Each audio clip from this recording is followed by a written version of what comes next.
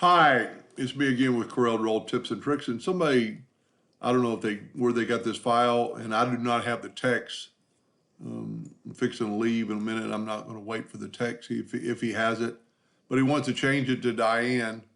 And to kind of mimic what he's got here, I'm going to put it like up into her shoes, and then I've got it to the back of page.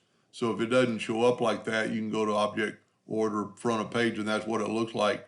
But if you go to Object Order Back of Page, now you need to find out how big this is, and it's 152 millimeters. So I'm going to change my nudge factor to 106D. I'm going to use the boundary tool. I'm going to put a boundary. I'm going to nudge it over. And then I'm going to go to Effects and Contour. I'm going to contour the outside 4 millimeters. I'm going to go to Object, Break Contour Apart, and put it right back. Now, I suggest that you get rid of these inner parts.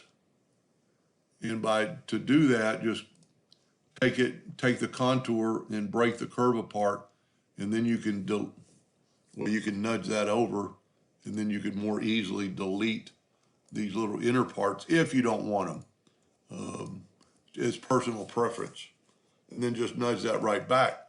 As far as it's evidently a cake topper, so very easily, he's already got one drawn. There's a couple ways you could do this. One, let's do this. Let's nudge this out of the way. And let's put the cake topper like right there. Hit the plus key on the keyboard. Put the other one like in the middle of the A. And to make them equal, you could grab them all and either hit B or T for bottom or top. Easiest way to do this, you could probably weld it. It might work. And it did.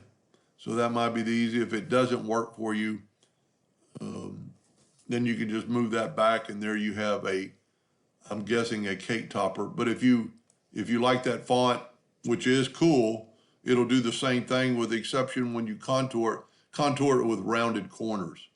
So it'll go around those round parts. Anyway, I hope that helped them a little bit. Thank you for watching.